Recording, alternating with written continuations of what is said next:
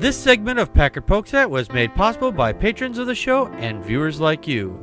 Please go to patreon.com/PackardPokesAt to help support the show. Thank you. And we are joined tonight with Tom Leeds from Tom the Atheist On, and he's been very kind to come and join us on the show tonight. Tom, I have a few general questions I would like to ask you, and then I'm going to turn it over to my co-host, and then we'll get some questions from the bullpen here. So people who are in the chat room, if you have a question for Tom, please get ready, start warming up, and we'll get them out to Tom here in just a few moments. Anyway, my question here for you is, were you religious, and how did you come to your non-belief? I was actually never what I consider religious. I, like most kids, was told about God and Santa Claus and believed they were real because that's what my parents told me. Mm-hmm. And when I came to determine that Santa Claus was not real, I also kind of assumed that God was also not real. Mm. And the funny thing was that I always kind of figured that, you know, my parents and the rest of my family were in on the joke. I mean, I didn't believe in Santa Claus, but we still had Christmas and we still had the tree. We still talked about Santa Claus, and you know, I didn't believe in God, but we still went to church. It wasn't until I was in my teens that I came to realize that my family actually believed that there was a God, or thought there was a literal God. Mm-hmm. But I got over it very early. In fact, I was about 10. I got kicked out of Sunday school for basically being too argumentative. Mm. And the preacher took me under his wing. Not that way, but he wanted to keep me in the fold, and he kind of gave up on me. I figure he knew I was an atheist before I even knew what an atheist was. Mm-hmm. But my parents always kind of thought, you know, I was just being, you know, a stubborn kid, and I would grow out of it. Yeah. They still think that. They never give up, do they? It's like, oh, it's just a phase. He's only been doing it for 20 years. He'll grow out of it soon enough. Yeah. But I never could understand why people thought there was a literal God. In fact, I think I was like 17 when I met my first young Earth creationist. Mm-hmm. And I thought he was pulling my leg. I'm like, that's silly. You know, dinosaurs were a test put by the devil to test our faith. Yeah, that's just crazy. You're just pulling my leg, and he actually believed it. And I thought, wow, there's some crazy people. Yeah, I can tell you personally from myself, when I was younger, my sister told me that people had sex with angels or demons, and that's where dinosaur bones came from. I was like, what the fuck are you talking about? like, what? So, yeah, there's some people out there with some really strange ideas, and some of them are my family. My next question here is, what inspired you to get into making videos, and how do you produce and film them? Well, I've been posting a lot of things on other people's videos, and adding people to my Google circle, and I invited one person, and she checked me out before accepting my invitation and saw a lot of my comments and decided that I was okay. And after reading a lot of things that I had written, she suggested that I make my own video. Mm. And I was like, nah, I'm not going to do that. I'm not into that. I was like, well, I'll do one. Then I did one that went okay, and did another one, and that went okay, and did a couple more. And mm-hmm. And my first few, I did. I've always used my iPhone. That's my one camera that I use. Really? And the first dozen or so, I guess I was just holding it by hand, you know, kind of commando style. Mm-hmm. So they were a little shaky, and I had, you know, the outstretched arm, so they looked a little, you know, look like you're in an earthquake, right? But I do very. Well, they're very short videos. Typically, they're about 5 minutes. Mm-hmm. And I don't do really any editing other than chopping off the front and the tail end and add a title to it. I get an idea of what I'd like to do a video on, mm-hmm. and I kind of freehand it. So you don't go by a script or anything. You just kind of I wing it. Just like this show. Yeah. And I'd say probably at least half of them, that video is the first take. Oh, really? It's like, that's about what I wanted to say. That happens on this show all the time. It's like, wait a minute, did I mean to say that? Yeah, I think I did. So how do you, besides editing? I know you do. You put the title on there. What programs do you use to put the titling on there? Well, I'm a Mac guy, so I use iMovie. Oh, you use that? That's an iMovie? Yeah. Oh, okay. I use iMovie as well, so I was just kind of curious. It's nice and simple, and it posts directly to YouTube. Oh, yeah, you can do that. Yes. It's one-stop shopping. Yes, that's true. I usually just upload it directly myself, but that's a whole other thing altogether. Is there any YouTubers out there that you've checked out that you inspired you to get into posting them, or is there anyone that's on YouTube that you like particularly? Well, I can't say that there's anyone that really inspired me to do it myself. And I'd say the girl's name who inspired me to do it, Fidem, but her last name will destroy it, so I'm not going to try. But there are so many that I really enjoy. But I guess Matt Dillahunty is probably the one guy that I really, I love him, and Aaron Raw. Aaron Raw. Aaron Raw, yeah. It's not Aaron. He hates that. But thanks for the tip, because if I ever get him on the show, I don't want to call him by the wrong name. So. But there's a ton of people that do great content, real professional stuff. Mine is it's very amateur, but then there's other ones that are much worse than mine, so I don't feel too bad. Yeah, well, this show's complete amateur. It's all amateur hour here. We get ribbed about that every once in a while, and we rib ourselves at it, so no big deal there. There is this picture of you with Matt Dillahunty and the Thinking Seth Andrews. Yes, and Seth Andrews. Yeah, he's another one that I just can't get enough of. Yeah. He's got some good videos too. How did you get a chance to meet those two at the same place? I mean, the closest I've ever had a chance to talk to him and somebody else at the same time was just over Twitter. So that was at Skepticon. No, that was at Aposticon in Nebraska, Omaha, Nebraska. Last fall, I think it was October. And it was great. I got to meet a lot of. Lawrence Krauss was there. Oh, really? And Neil deGrasse Tyson did a talk. Nice. I almost got to meet him, but they had a special session that was $500, which wasn't. Yeah, that's not in the budget. But Matt was there, and Aaron was there, and Seth was there, and just a bunch of people that I've been watching for a really long time. That I got to meet, and that was great. And I went to another one in November, Skepticon, and he was there again. And having met him at Aposticon, not that we're buddies, but got to be a bit more friendly with him. And he sat down with me, and I interviewed him as part of a series of real short interviews that I did with a bunch of people.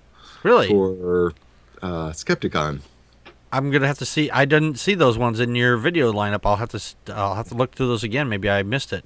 That was under the conferences. Okay, that's probably why I missed it.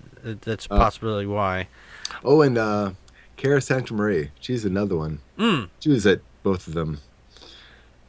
She's another person that. It's almost as I have a list of people that I really would like to have met, and this has allowed me to meet those people. Nice. Getting involved. So I guess that was one of my motivations. To do that. Okay, all right. My next question here. What do you do outside your YouTube persona? I mean, what do you do in the real world? I mean, you don't have to name the place you work at, but I mean, what do you do? Do you drive a forklift? Do you give speeches? I mean, what is it that you do? What I tell people is I cut and fold paper for a living. There you go. I'm a designer. I do point-of-purchase designs. Oh, okay. But for temporary displays. Oh. So they're made out of corrugated board, which is basically paper, and I cut and fold it. Oh, nice. And make very intricate origami kind of things.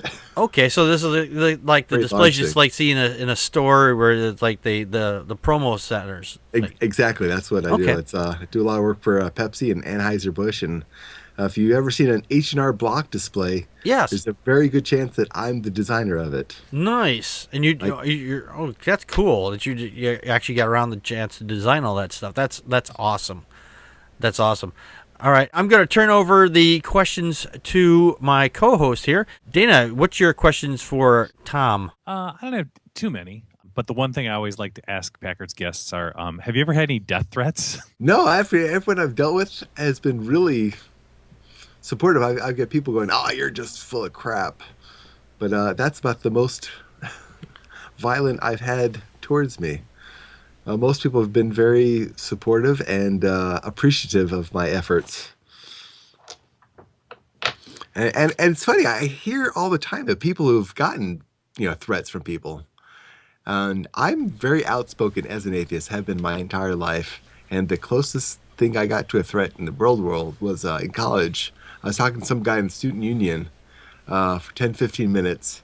And the conversation basically degraded to him yelling at me across the concourse, "You're going to hell! You're going to hell!" Why didn't he just say, "You're not going to Disneyland! You're not going to Disneyland"? Well, I don't want to go to Disneyland now anyway. There's measles outbreak there. But other than being told I'm going to hell pretty much daily, that's about as abusive as people have gotten towards me thus far. But my popularity is still pretty low, so I haven't attracted the crazies yet. We attract the crazy. We usually have one that comes in our chat room all the time, but he's pretty benign. We asked Karn, we're talking about you. Go ahead.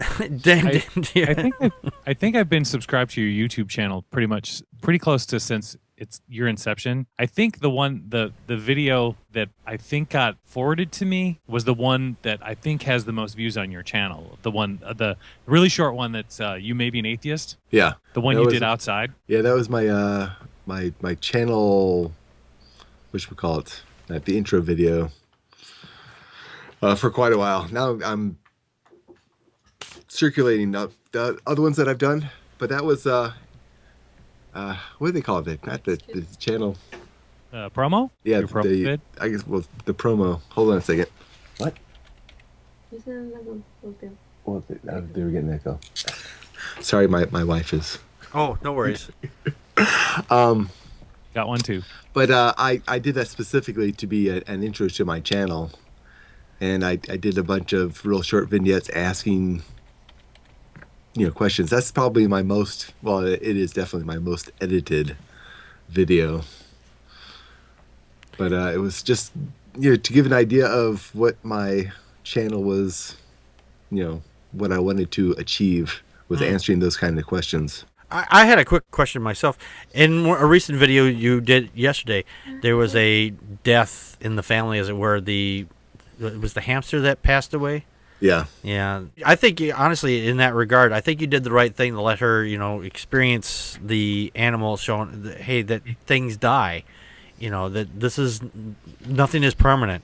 And I think that was a good object lesson myself. I don't know what anybody else would say about that, but I mean, did you say your wife was Christian in the video? I'm not sure. She was Catholic. Catholic. Okay. So, yeah, that's another one of those things that people make this clarification error. They say, well, you're Catholic or you're Christian, but it's like Catholics are Christian. In theory. From what I understand, that's not necessarily true. Really? No, that's true, because don't they believe more in the Mary story? Yeah. The way as I understand it, they believe in Jesus and God, and that's all you have to believe to be a Christian is you have to believe in Jesus. I mean, that's the long and short of it, isn't it? Well, the Baptists will say that Catholics aren't Christians. It's hard to keep straight because there's a lot of variation in what people believe, even amongst Christians. Oh yeah, there's like 40,000 different sects of Christianity out there, but I mean, Catholic is just another sect as far as I'm concerned. I mean, as far as I'm concerned, they're all cults. So they're just government sanctioned cults. That's all. So. Yeah. But one of the things I try to achieve on my channel is basically giving a friendly face to atheism. Mm-hmm. A lot of people, when they think of atheism, they think of Richard Dawkins or Christopher Hitchens, and they have this idea that atheists are these, mean-spirited, dead in the eyes, Satan worshipers. Mm. And I try to include my daughter, and I've specifically not tried to sway her towards anything. Mm-hmm. I ask her questions about what she believes, and what she believes is a lot of what my wife tells her, which is fine. And because that's how I was when I was a kid. My parents told me what to believe, and I believed them. And when I was older, I came to my own conclusions, which actually contradicted my parents. Mm. But that's what I try to be very careful with my daughter, not to tell her there's no God, or not to, I tell her what I believe, but I don't contradict what my wife tells her. I find that very interesting, that the person who has the religion doesn't feel that it's any problem saying, yes, there is a God, and yes, you should do this, and because of God, or whatever. But when it's us, especially with children, that we get admonished if we say, well, we don't believe there is a God, and here's why, and then we are taken down on this because it's like, well, you shouldn't be telling kids this. Like, I think you're taking a better approach at this, so let them come to their own conclusion instead of one person saying, well, there is a God, and this is what you should believe. And I think in both, this is just my personal opinion. You're obviously you're handling it your way, but I mean, I would say, let her come to her own conclusions. Don't be forcing your beliefs into her. There's a person out there, he's Daryl Ray, I believe. He calls religion a virus. Yeah, And I met him too. Oh, you met him? Oh, we've got to get him on the show at some point too. But he calls religion a virus, and I agree, because we hand that down to our kids. And I think in this instance, your wife is trying to hand the virus down to her, and in some respect, based on what you've told me. I think atheism is the antidote to all these viruses of religion, of course. But I'm going to take some questions from the chat room here. Can I ask one last question? Sure, go ahead, Dana. Tom, did you go to the Reason Rally? No, and I just heard they're working on a Reason Rally too, which I definitely want to go to. Right, 2016. Same place, same time, basically. Yeah. Okay, I was just wondering. Oh, and by the way, I'm getting a caravan together for that. So if you have any desire to drive there with a bunch of other guys in a minivan, let me know. I do, and I know another guy that we've already been talking about going. Cool. That'd be something. I've never been to any Reason Rallies at all. Because I'm poor. That's why you need to go to patreon.com/Packard Pokes and make a donation to the show, so I can do one of these so I can go to one of these conferences. I'd love to go. We'll start with some of the questions from the chat room here. From Connie, do you get a lot of blowback from atheists because you are not an anti-theist? Actually, it's surprising how many. I'd say I get into arguments more with atheists than I do with theists, because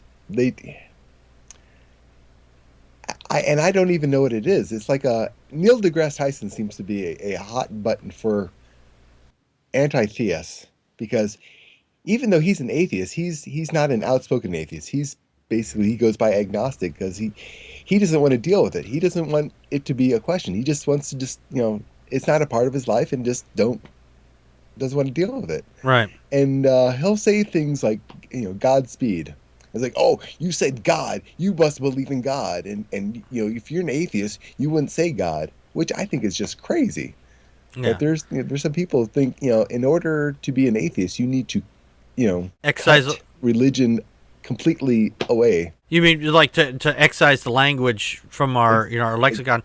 Exactly. I understand that. I mean, there's certain words that I don't use. I don't use like the word belief or believe around certain Christians, because they think, because there's a lot of baggage to that word, so they automatically go, well, because you believe something, or you have a belief, so they automatically think, they take the next step and go, oh, belief equals God. It's like, no, that's not what it means. So when I'm around, people I know who usually think, rationally, I'll use the word, but around Christians, I won't use those words. Like, I do this just for fun. I've been doing this for several years now. I've only been one or two people have actually caught on. When someone sneezes, the whole, people will say God bless you because, or Gesundheit or whatever, which is just German for God bless you or something, words along those lines. I could be wrong on that. But I slip it in this way. I say Thor bless you. I mean, one God is as good as another. You're free to use that, by the way. Our next question here from the chat room here is from Joe. He's a prankster, so if he was on the show with us tonight, he'd be asking it himself. He goes, "Who do you pray to if you hate God?" My wife. There you go. Please. Please, baby, please.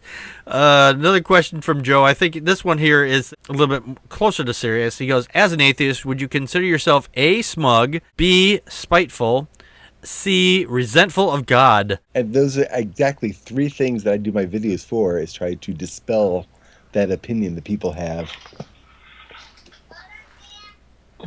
The idea that, atheists are smug is taken from basically Richard Dawkins, who is pretty smug.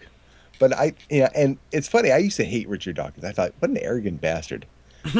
And as I got older and dealing with more, people of faith and some crazy ideas, I came to realize that he acts the way he is because he's just tired of dealing with these people. Oh, yeah. It's exhausting. Yes. So I try not to be smug, and I try to give a very friendly face to atheism because, most atheists are just regular people. They don't believe in. And I make a very conscious effort to say, when I say I'm an atheist, I say it's because I don't think there's a reason to believe that there's a God, or that there's, I'm very clear that I'm thinking about it rather than just, blindly believing something. Right. His next question is from the same person, from Joe.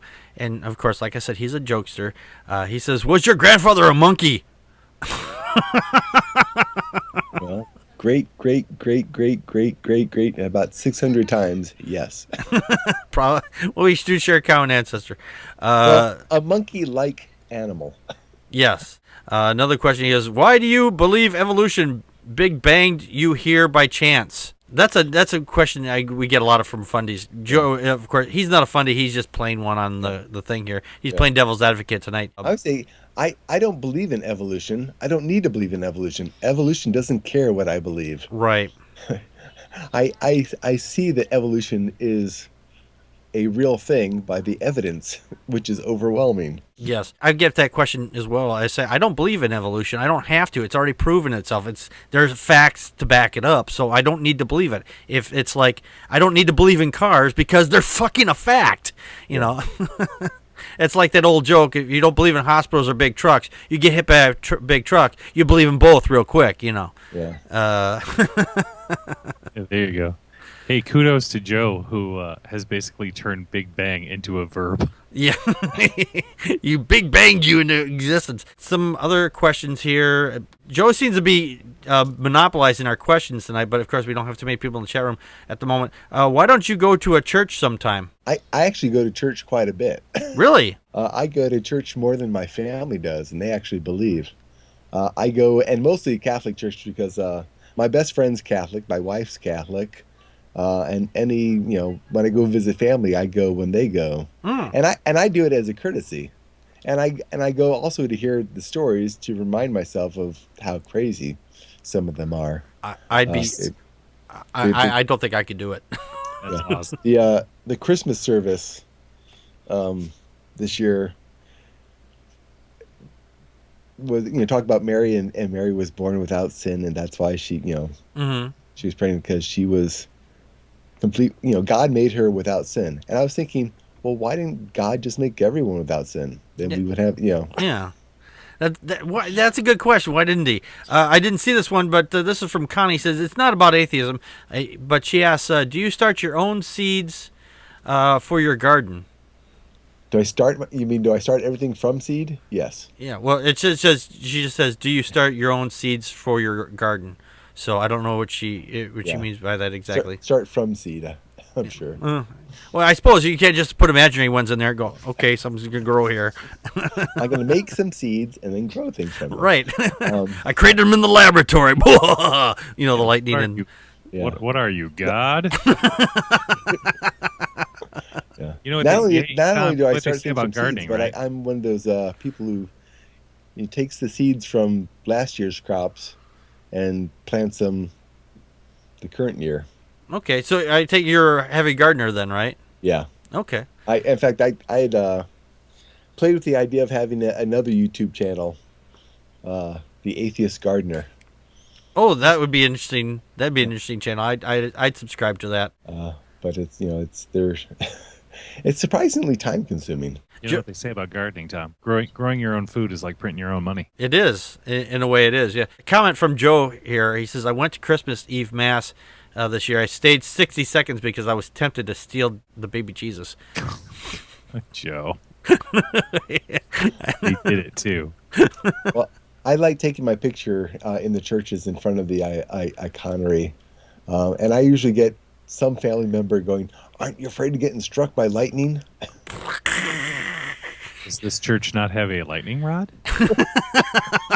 That's the joke is, if they believe in God, why do they have lightning rods? Right, yeah. And why do they get insurance on the building? They have to, Yeah. If God was going to protect them, then they wouldn't need insurance. So, and there wouldn't be a special rider in there saying acts of God. Yeah. Insured against it. Yes, and you're insured against it. Oh, How do you insure against acts of God? Our church is insured against acts of God. Yeah. Let's see here. See if we had any more.